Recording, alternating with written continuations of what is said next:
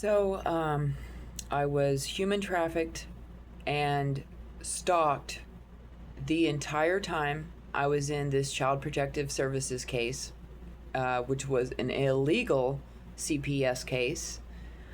I was able to prove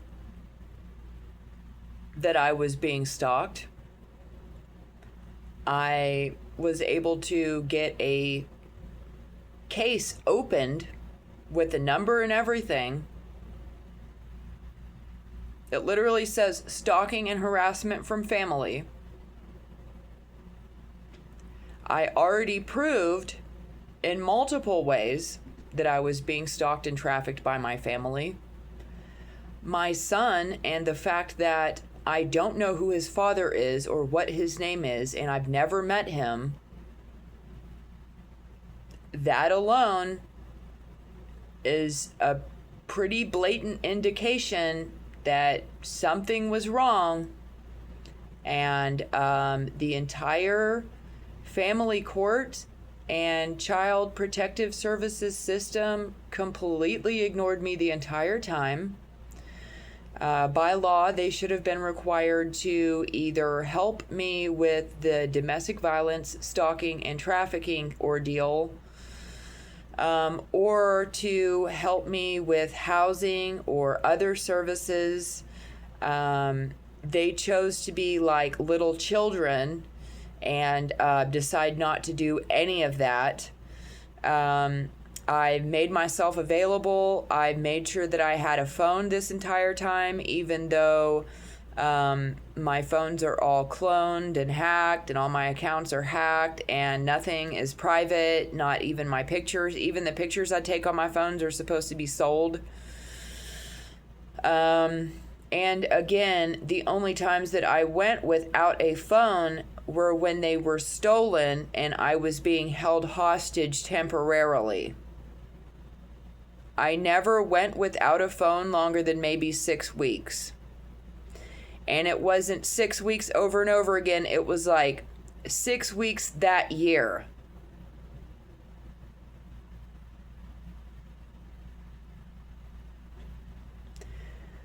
The federal government has the ability to see when I had phones, how often I was texted, how often I called, how often I tried to call my caseworkers and they never called back.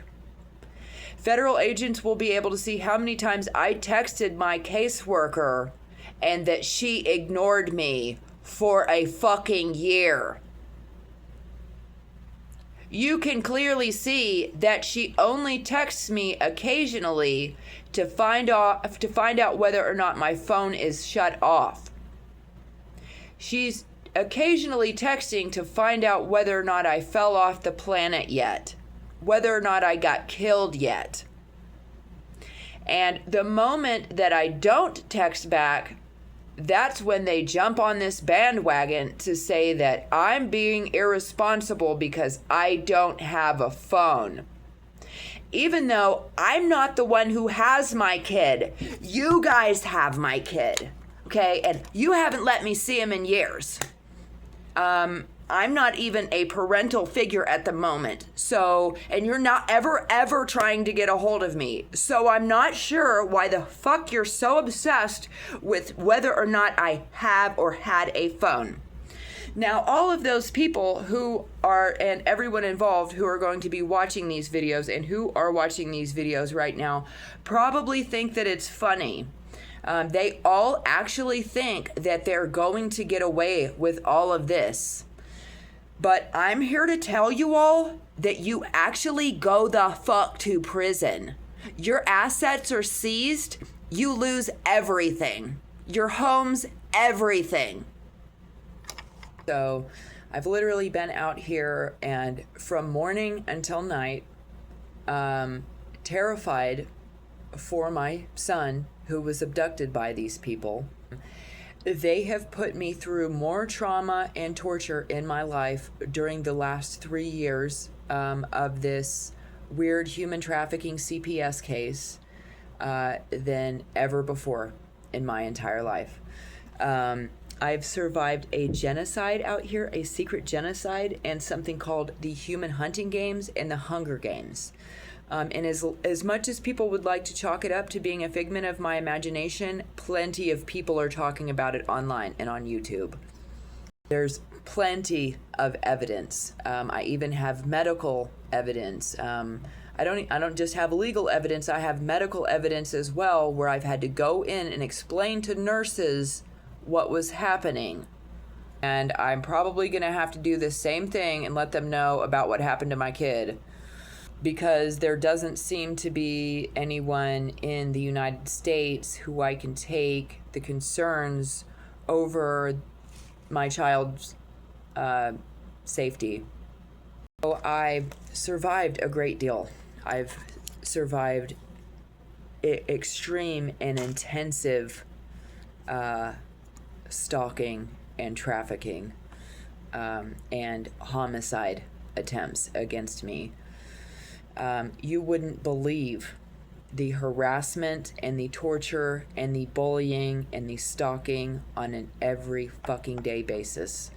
And that I've had to avoid being in the same room with anyone at night because they all get paid to do weird things while I'm asleep on video with themselves or whatever, or there's a chance that they'll let one of my assailants or traffickers into the same room with me as I'm asleep, or into the same house or whatever. So I have to, for the most part, completely avoid staying at people's houses or with people or trying to depend on anyone. Like, I was trafficked across the country. I learned how to camp out around alligators in Florida.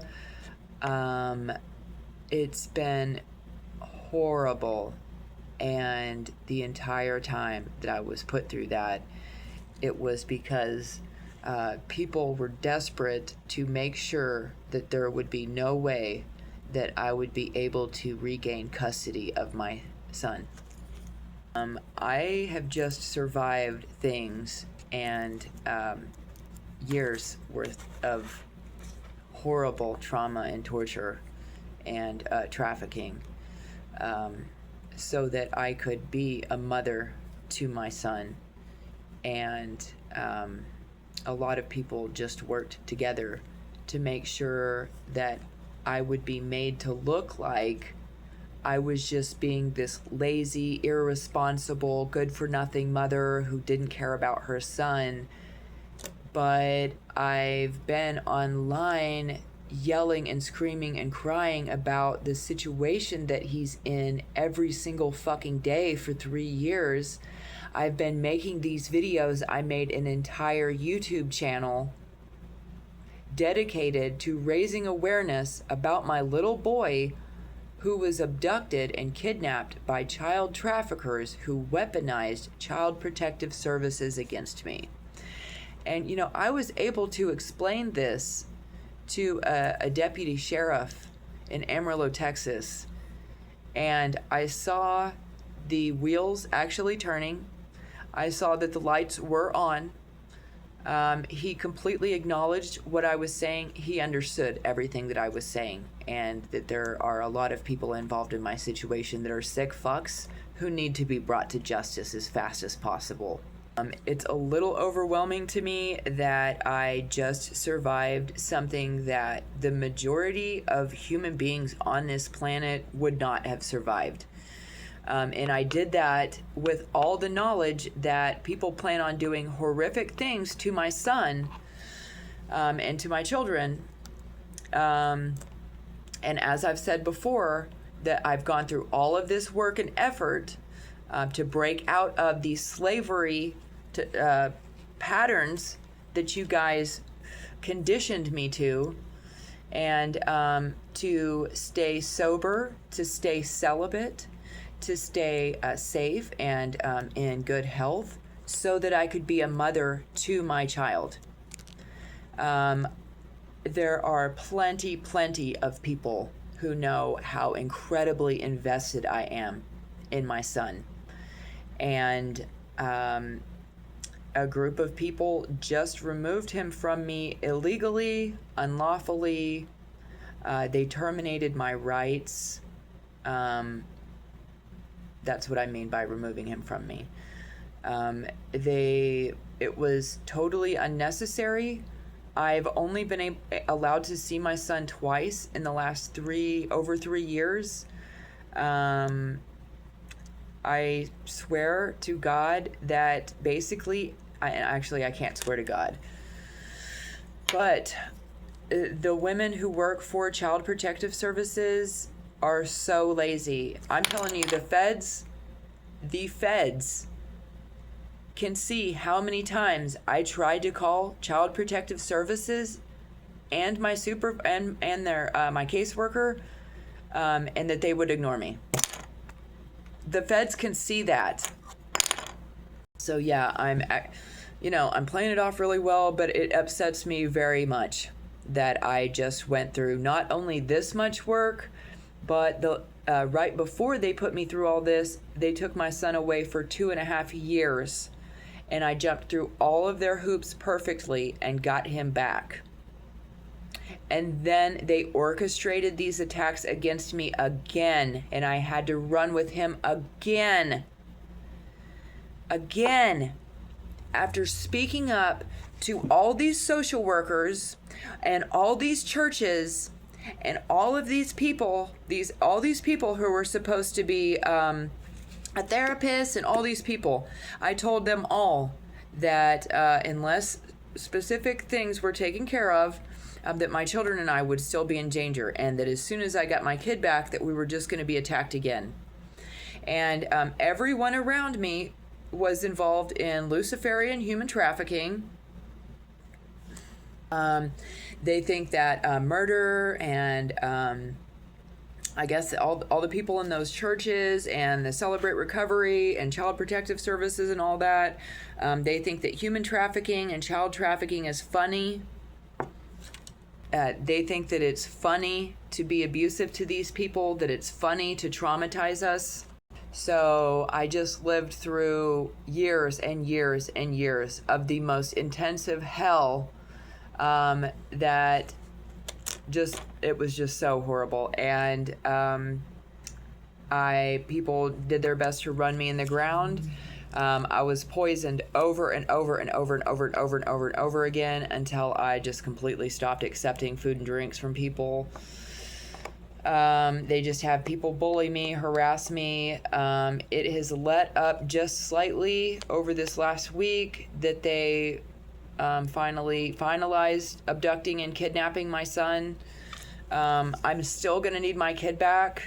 I'm not done trying to get him back, even though this dumbass child trafficking judge just illegally, unlawfully, and unnecessarily terminated my parental rights. I'm still going to be getting my kid back and putting you guys in fucking prison for this. But yeah, it's really aggravating standing out here and just thinking, like, I cannot believe that I survived all of this so that I could be a mother for my kid and so that I could protect my son, because nobody else is going to be able to protect him the way that I will.